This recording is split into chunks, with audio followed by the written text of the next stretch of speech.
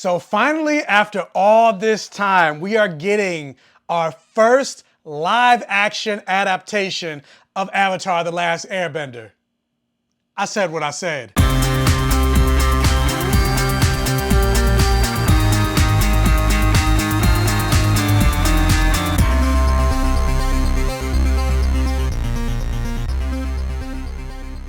And welcome to my Safe Gayven, everybody. Thank you guys so much for clicking on another video and joining me here on the BlackGayComicGeek channel. If this is your first time checking out my channel, let me introduce myself. My name is Michael. I call myself the Black Gay Comic Geek, and I always say the things that I love to talk about on my channel has blood, sex, gore, and magic, or any variation of the force. I like to talk superheroes, nerd stuff, comic books, fantasies, horror movies, and I like to talk about black representation and queer representation. So if that's something that you're interested in, do me a favor, hit that subscribe button if you're not subscribed already. Become one of my Safe Gayveneers, which is what I call my subscribers on the channel. And if you're already subscribed, if you want to do me a favor and help with not only this video, but help with my channel overall so I can continue to grow, hit that like button.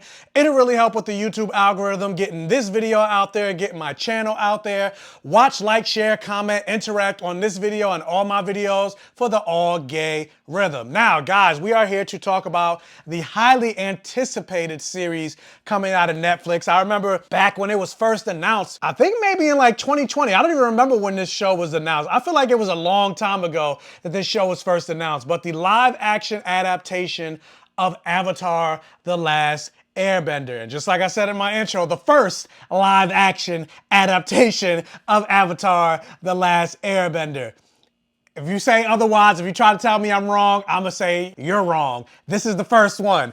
And so this one is coming out on Netflix. It officially debuts. When this video comes out, it'll be out today because the review embargo drops at like 3 a.m. So this video should come out on Thursday, the 22nd at 3 a.m. I believe all the episodes are dropping all at once because, you know, Netflix usually does that. But this is still going to be a non-spoiler review. I got to see Avatar the Last Airbender on Netflix about a month ago. And so, yeah, let's get into it. So the synopsis for Avatar the Last Airbender is: a young boy known as the Avatar must master the 4 elemental powers to save the world at war and fight a ruthless enemy bent on stopping him. And that's the official Netflix synopsis. But if you watch the show, you know what the synopsis is. Water, earth, fire, air. Long ago, the 4 nations lived together in harmony, but all that changed when the Fire Nation attacked. Only the Avatar, master of 4 elements, could stop him. But when the world needed him most, he vanished. My brother and I discovered the new Avatar, an airbender named Aang. And although his airbending skills are great, he has a lot to learn before he's ready to save anyone. But I believe Aang could save the world. I mean, if you couldn't tell just by the setup that I have, I am a huge Avatar the Last Airbender fan. If you already didn't know, like, I have all the 4 elements tattooed on my body. I cosplayed as Avatar, and the only one that I'm missing right now is Sokka. I just never got a chance to get him, and then I forgot. And so now that I'm reviewing it, I'm like, I need to make that decision. I need to get Sokka because I have everybody but Sokka. And so if you've seen Avatar the Last Airbender, the show on Nickelodeon, which if you haven't seen the original animated series, what are you doing? It's also on Netflix, but is it really a spoiler review? I'm still not gonna say, because there are things that they do in this live action version that are different than the show, but for the most part, if you've seen the show, there's nothing really to spoil you because it's just a live action readaptation of the show with some differences. And so to talk about some of the differences, again, non-spoiler related, overall, I really enjoyed this first season of Avatar the Last Airbender. Like I said, I've already seen it a month ago. Now, with a caveat, the version that I saw, all the VFX weren't fully done. So there were certain moments where, like, instead of there seeing VFX, I saw the storyboard, or it looked very computerized, or I saw the green screen or the actors on wires behind the scenes and everything like that. So I still need to go back and watch the now fully done version, but I did go back recently and watch the first 3 episodes. Now those are fully done, at least. Maybe the whole season. I'm assuming the whole season is done because it comes out today when this video comes out, but I didn't go back and rewatch it with all the VFX done. But even based on the stuff that I saw, the bending looks incredible. It looks really good. And like, if you've seen the original animated Nickelodeon version of Avatar the Last Airbender, I'm gonna go ahead and say this is not your Nickelodeon Avatar the Last Airbender. This series is a lot more darker and a lot more serious in tone. Like, you think about all the elements: water, earth, fire, air, and one of the main elements, fire, because the Fire Nation, everything changed when the Fire Nation attacked. In this show, you get to see what fire actually does to a person. When you touch fire, it burns. Throw a Buffy reference in there. But well, with Buffy, she said, I touch the fire and it freezes me. No, you don't see that in here. That's a reference from the Buffy musical. But anyway, the firebenders in this show, you see them as being much more brutal, as they're supposed to be, with them taking over the world. Like, people are getting burned alive in this series, something that you didn't really see. And obviously, because it's Nickelodeon, like, you didn't really see singes on their outfits or anything like that when the firebenders would attack you with their fire. It would just basically hit you and maybe make you fall away or whatever. But no, people are getting burned. And so that's something I did want to point out. If you're coming into this show, like, if you're coming into this thinking that you're going to get the same kiddie Nickelodeon series, like, no. It is way darker. Now, with this said, that doesn't mean it's not rated R. It's still very much PG-13, but the original Avatar series, I would say, is fully PG, maybe even rated G. Do they even do rated G anymore?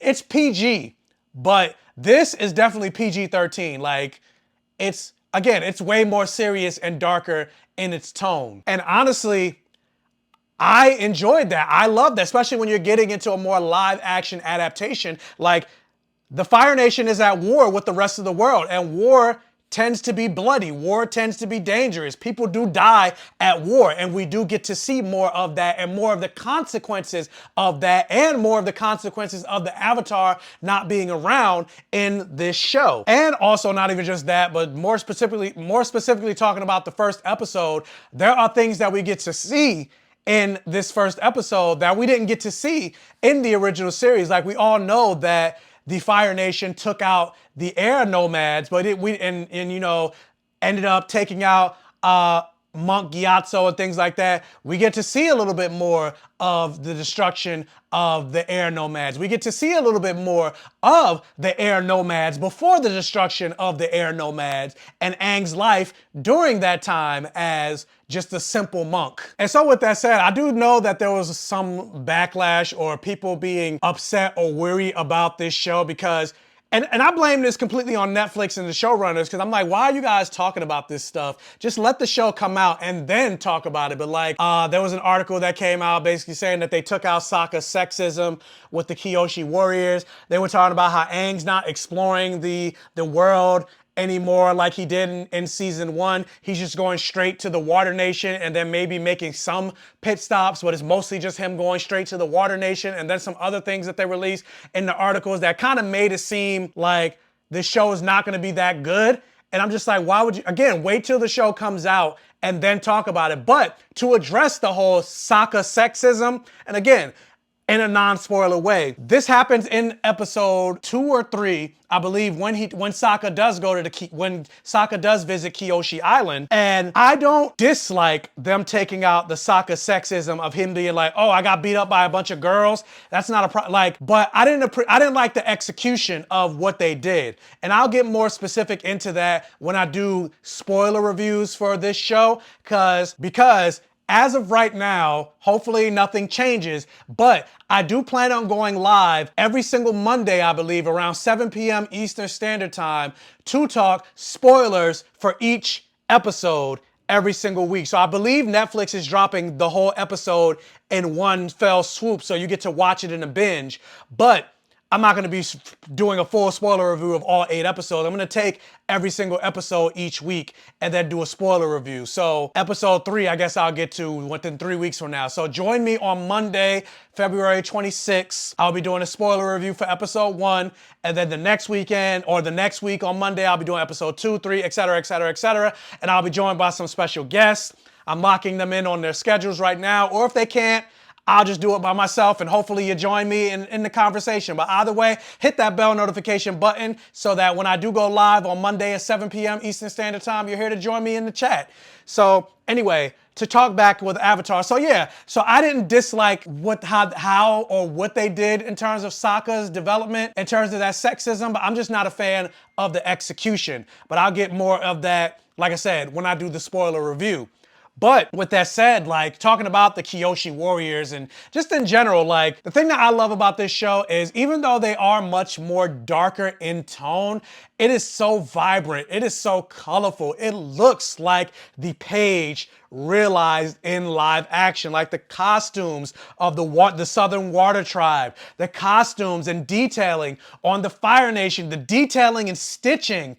You would think I actually know costumes, but I don't. But just looking at the craftsmanship of like the outfits and the makeup design of the Kyoshi Warriors, like you could definitely tell that Netflix and the people behind this show put some absolute love and care in the making of this show. And I know a lot of people, myself included, were very weary of this series when we found out that the original creators, Michael DiMartino and Brian Konietzko, when they dropped out of the show because of like, I guess, creative differences. And I don't know, maybe their creative differences where they didn't like the fact that the show was much more serious. And to get into that, like, that is one of my big criticisms. As much as I really enjoy and cannot wait for a season 2, I will say that because this show is taking itself very seriously, I do wish there was a little bit more of the joy and life that we got from the original animated series. Like, I get the original animated series is strictly being catered to kids, and it's on Nickelodeon, so it is a little bit more goofy and jokey.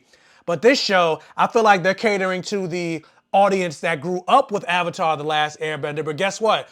Those kids, and myself included, we're adults now, so we're not the kids on Nickelodeon, so that's why they made it a little bit more darker. But a lot of the jokes and moments that are in Avatar the Last Airbender, I can still go back and watch that original series and still enjoy it and still appreciate and still laugh at the joke, even if they're kiddie jokes and things like that, because it appeals to both adults and children. That's the genius and God tier level of writing of the original Avatar the Last Airbender series, that it can appeal to both adults and children. And I so wish that, like, so because of that, like, the character of Sokka, he's not as jokey in the live action series that he was in the cartoon. As a matter of fact, like, his relationship with Katara, of like Katara being the more motherly figure of the group, it feels like they swapped. Sokka is more like the fatherly figure of the group, and Katara, she's more motherly to Aang, but she's not the motherly figure of the entire group, more or less. That's Sokka's role and responsibility, because also the actor that plays Sokka, he's also the oldest in the cast. I believe Ian Owsley is like 21, and then the actress that plays Katara is 17, and the actor that plays Aang is 14. And so just like in the original show where Sokka's parents, or Sokka's father more specifically, put him in control of the tribe and in charge of the tribe, they're really leaning into that feeling of responsibility that Sokka has. Which, I mean, I get it. It makes sense because the character of Sokka is 16, so he would have that, you know, more serious leaning of responsibility, but also at the same time, he's still, like, I want the more lighthearted Sokka. And it does seem like as we got more into season 1, we started to see a little bit more of that, but he was still very serious. And speaking of another character that was also very serious, Aang. Like, think about Aang from the cartoon, and I could do spoilers from the cartoon because the cartoon came out in 2007. It's almost 20 years ago. So again, if you haven't seen the cartoon, what are you doing? But spoilers for the original cartoon. But when you think about the animated cartoon, Aang was very jokey. Aang was somebody that always wanted to have fun at every single moment. Even with the looming threat of the Fire Nation, he still found the laugh. He still found the joy. But this version of Aang, he's very mopey, he's very whiny. They're really leaning into the fact that Aang is 12. Aang is basically a child soldier. He's a 12-year-old boy being looked at to save the world. He's a 12-year-old boy being looked at to fight an entire kingdom, to fight the Fire Lord, to fight the Fire Nation. And so he's not as jokey, he's not as jovial, he's not as kid-like as he is in the original animated series. There's only like maybe like 2 or 3 moments in the entire first season where you get to see Aang being a kid and being a happy kid. But for the most part, throughout the entire season, he's moping the entire time. Like, I don't want to be the Avatar. I'm afraid of my power. What if I kill somebody? What if I hurt somebody and all of that other stuff the entire season? And I get why they did that, and it makes sense for him to be that way as a 12-year-old. Me, if you come to me as a 38-year-old man and basically say like, I need to go over to like Israel and take out Israel and Ben Netanyahu because he's the Fire Lord, and I need to save, you know, hashtag Free Palestine, which needs to happen. But if they say I need to be the one to do that, I'd be like, who? Not me, absolutely not. And so obviously, like, I get, if you say that to a 12-year-old, it makes sense that he feels that way. But at the same time, it's like, I was just like, I still want the jokey Aang. I still want the carefree Aang. Like, so that's some of the things that I was missing from the show. Like, I still want the jokes and the seriousness. And I think the show, the animated show, did a really good job of interweaving both. Obviously, it couldn't be as serious because it is still Nickelodeon at the end of the day, but they did have some serious moments in the cartoon. And I wish they still had more jokey moments in the show. Now, that doesn't mean to say there aren't any jokey moments at all, but I wish there were more. But going back to the things that I loved, Dallas, who plays Prince Zuko, he's my favorite character in the entire live action series. Like, the actor nailed it. He is Prince Zuko. Dante Bosco should be so proud of this man because he captures the essence of Prince Zuko so freaking well. Like, the only thing that I'm disappointed in is the makeup design for his scar. I feel like his scar is super light, and I wish it was like way more burnt and way more redder than it actually, because even when you think of the animated series, it's a lot more red in the animated series than it is in the show. So I wish that it was at least more gruesome in that. But in terms of his performance, he is Zuko. And granted, I feel that way pretty much about all the characters. Like Ian Owsley, I like him as Sokka. Now granted, there is some controversy with Ian Owsley that I do feel like I need to address, because there's rumors and things going around that he lied. He's not actually part of the Cherokee Native American tribe. He lied to get the job. And I saw also some people saying like, oh, you got this white boy cast as Sokka. I don't think he's white. He is Asian, but there's still some discrepancy and debate of whether he lied about being part of the Cherokee Nation to get the job. I don't know anything about that, but I do know because I saw videos of him saying he's a white boy. He's not a white boy. He is, at least as far as what I looked up, he is Asian, but we don't know if he's actually part of the Cherokee Nation. So if he did lie, then yeah, that needs to be addressed. But of course, they're not going to address that now because they have to promote the first season.